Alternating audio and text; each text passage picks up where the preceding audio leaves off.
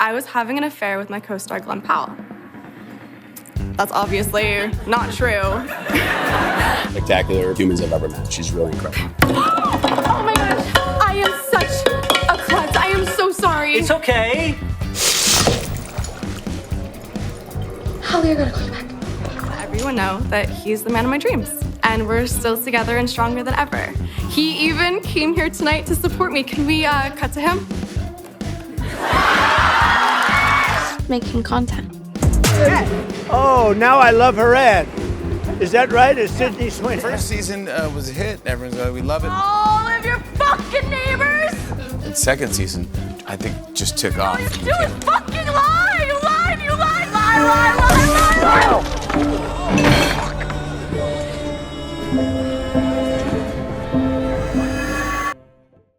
The internet is screaming as the final season of Euphoria triggers a global surge.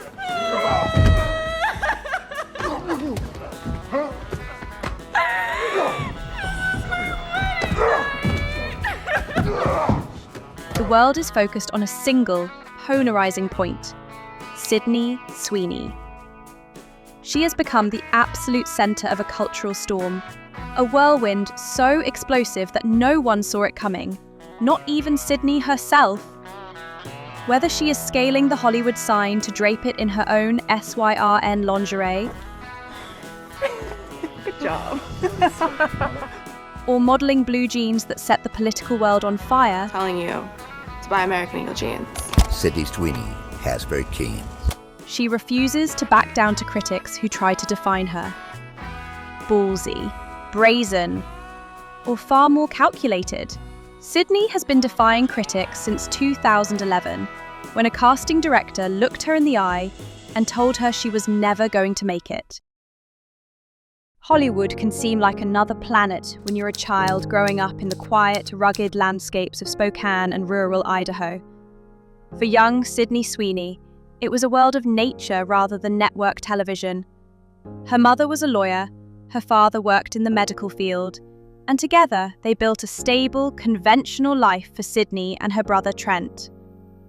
Psychologically, Sydney was what some call an orchid child, highly sensitive to her environment, yet capable of extraordinary bloom if she could find the right soil. From a young age, she was a child of contrasts, imaginative and creative, yet possessing a terrifying degree of discipline.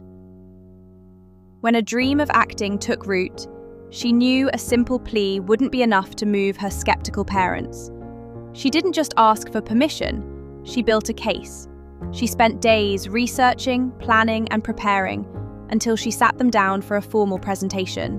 And I'm so grateful to them for believing in me. And I think the reason they did is because I presented them with a 5-point plan to break into acting. It was a PowerPoint presentation, and I still have it. Check it out. It says, audition, get an agent, do commercials and short films, then get my SAG card. But if that failed, I also presented them with a backup plan. Next slide. While I'm up here, She walked them through a detailed PowerPoint slideshow that outlined every step, every goal, and every potential outcome of her proposed career. It was a declaration of war on doubt. She needed them to see her not just as a daughter with a hobby, but as a professional with a strategy. Faced with this incredible display of determination, they made a decision to bet on her. The family began the grueling 20-hour road trips to Los Angeles. When I was younger, my parents drove me from Spokane to Los Angeles just to audition. That's a 19-hour drive. And I'm so grateful to them for believing in me. They were fueled by a plan and an ambition that would eventually cost them everything they owned. The true cost of that dream was higher than the Sweeneys could have ever imagined. They traded their stable life in Washington for the brutal reality of Los Angeles. The rejections were constant and the financial strain was suffocating. Sydney later estimated she booked just one role for every 100 auditions. In one horrifying moment at age 14, she completely froze on stage in front of a room full of producers. and I got so scared and nervous, I just forgot all my lines. Oh, And I couldn't do it. And they kept being like, you can look at your lines. And I was so scared and I was so nervous. I was 14. And I remember I just started crying and I asked if I could leave. She forgot everything. Her voice simply failed her. It was a humiliating moment of failure, one that could have easily broken her spirit. But the professional struggle was only half the battle. The financial strain was becoming unbearable. The family's savings dwindled, and soon they were gone. At 16 years old, Sydney, her parents, and her brother found themselves living in a single room at a Holiday Inn in Burbank. They stayed there for 9 long months.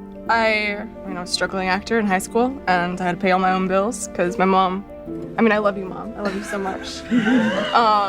But yeah, I'd pay my own phone bill, car insurance, everything, gas. And I'm so glad she did because I've learned how to budget and save my money and know what's important in life. The pressure was suffocating. The family unit, once her source of strength, began to fracture under the weight of it all. Her parents' marriage ended in divorce. Sydney was surrounded by loss. Her family was losing their home, her parents were losing their marriage, and she felt like she was losing her dream. Yet, through it all, she refused to quit. She channeled the chaos into discipline, graduating as her high school's valedictorian. And she kept auditioning. She kept fighting. Then, in 2018, after years of grinding, the tide finally began to turn. She landed a heartfelt role in the Netflix series Everything Sucks. And almost immediately after, a darker, more complex part in the prestigious HBO thriller Sharp Objects. Suddenly, the industry that had rejected her over and over was forced to pay attention. The years of sacrifice, the motel room, the crushing self-doubt, it had all led to this. She had finally broken through. But in Hollywood, the moment you arrive is the moment a new battle begins. You better be joking. Are you okay, Kat? No! Yes! Fuck it! I am in love with Nate Jacobs and he is in love with me! And you fucking give me that look, Maddie, because I didn't fuck your boyfriend. Her new battle was against perception.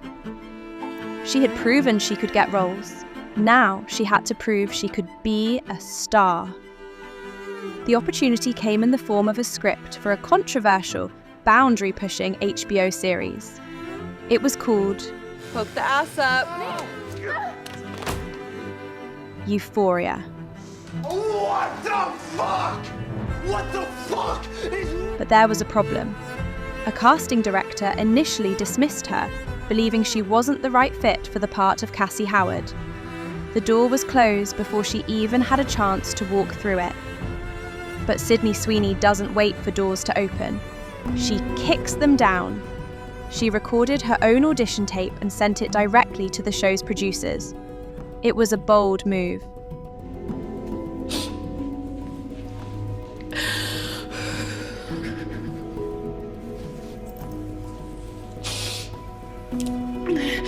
A direct challenge to the gatekeepers. And it worked. The producers were blown away. The role was hers. What was Euphoria like? I think Euphoria was the beginning of everything for me. Like, I learned so much about the importance of a crew, everybody's jobs. In June of 2019, Euphoria premiered and became an instant cultural phenomenon.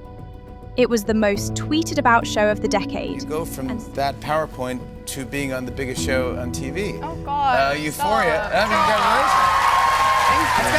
Congratulations. Thank you. That's gotta feel great. And Sydney's portrayal of the deeply insecure, emotionally complex Cassie was a standout performance. I just want to die. Well, a corkscrew ain't gonna cut it. Oh. She was no longer just a working actress. She was a household name. But with that fame came a new kind of trap: typecasting. The industry saw her as Cassie, the troubled, sexualized teen. You're not a man. Men provide. So she made another strategic pivot. she joined the cast of Mike White's satirical HBO masterpiece, The White Lotus. I didn't tell him to sleep on the beach.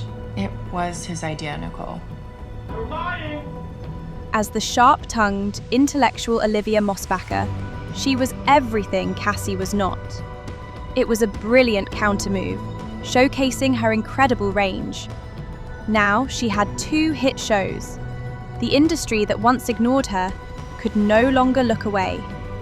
And in 2022, the ultimate validation arrived. On the morning of her 25th birthday, Sydney Sweeney received the news. She had been nominated for 2 Primetime Emmy Awards, one for Euphoria, one for The White Lotus. The girl who was told she would never be on a TV show was now being celebrated as one of television's brightest stars. It was more than an award nomination. It was leverage. Just as she seemed unstoppable, her greatest public trial was about to begin.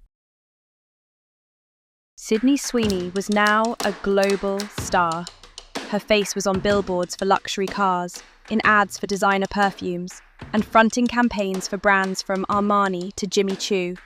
She was everywhere. But fame has a price, and the brighter the spotlight, the darker the shadow. In the summer of 2025, she became the face of a massive American Eagle campaign. Why would I need to do that? Billboards towered over Times Square with a seemingly innocent pun. To buy American Eagle jeans. Sydney Sweeney has very keen. You see what I did there, right? Sydney Sweeney has great genes. But the double meaning on jeans ignited a firestorm. Critics online called the campaign problematic, arguing it echoed dangerous ideas of genetic superiority. The conversation turned toxic, and then deeply political. President Donald Trump weighed in on Truth Social. She's a registered Republican? Oh, now I love her ad. Is that right? Is Sydney Sweeney? You'd be surprised at how many people are Republicans. That's what I wouldn't have known, but I'm glad you told me that. If Sydney Sweeney is a registered Republican, I think her ad is fantastic. Praising the ad as the hottest out there. Suddenly, a simple jeans campaign had become a flashpoint in the culture wars. Sydney found herself at the center of a raging debate she never asked for. Despite the noise surrounding the American Eagle campaign, Sydney Sweeney has never publicly campaigned for a political party or for Donald Trump. And through it all, Sydney was the one whose face was attached to the controversy. She was being judged, labeled, and defined by a narrative that had spiraled completely out of her control. It was the ultimate test of her resilience, a moment that could have shattered her carefully built career. But Sydney Sweeney doesn't shatter, she builds.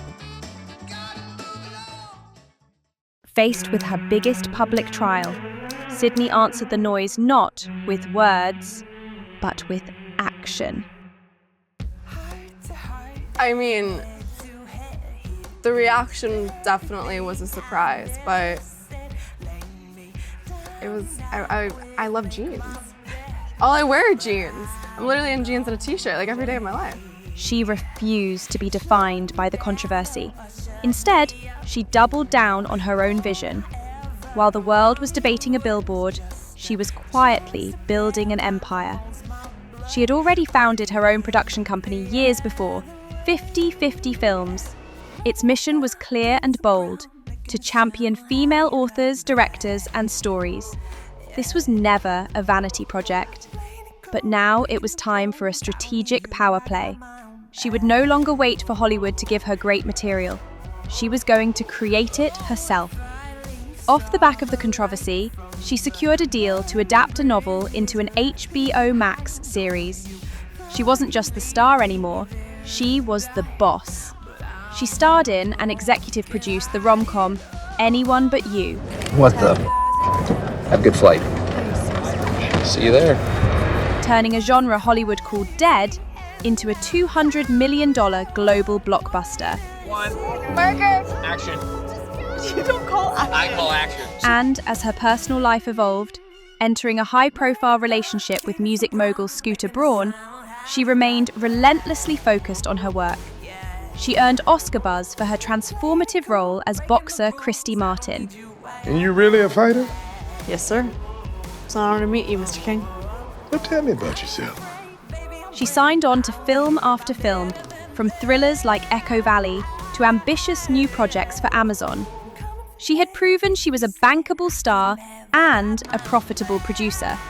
She had weathered the storm. Now, the only question left was what her legacy would be. By early 2026, the quiet girl from Idaho had been replaced by a titan. She understood one thing better than anyone else in Hollywood. In a digital age, controversy sells. So, she started lighting the fuses herself. In January, she launched her lingerie label, SYRN, with a marketing heist. She and a team scaled the Hollywood sign at night to drape it in her own apparel. Good job. The stunt sparked an investigation, making her the lead story on every news cycle. She got serious heat, but apparently, no criminal charges were filed. When critics called her polarizing, she leaned into the silence. She told the world she wasn't there to speak on politics, but to work. By February, she made her biggest power move yet. She severed the business ties that linked her to the past and stepped into a fully solo structure. She was clearing the deck and taking total control of her empire. She had proved she no longer needed a partner to close the gap between talent and profit. Even a public rebuke from legend Kim Novak couldn't slow the momentum of a $40 million empire. In April 2026, Euphoria came roaring back for what appears to be its final season. You want to do porn? Poke the ass up. For my fans, I'll do anything. And Sydney found herself at the center of the storm. At the TCL Chinese Theatre premiere, every move she made drew attention, and her appearance with Scooter Braun sent the speculation into overdrive. But the moment meant more than romance or gossip. It felt like a public confirmation of just how far she had come. She is the orchid child who stopped waiting for the right soil and built her own forest. She has mastered the art of turning outrage, lust, and confusion into pure market value. The actress, who was once told she'd never make it, is now the mogul who owns her own productions. Success is not an accident. It is a strategy. It all leads back to that 12-year-old girl in her living room. She is still clutching that PowerPoint presentation and an unshakable belief in her own vision. It is a reminder that the gatekeepers only have the power you give them. The boldest move you can ever make is to never stop betting on yourself. Leave the theater and you have laughed, you've cried, you want to go and fall absolutely head over heels in love. That's what makes a really good rom-com.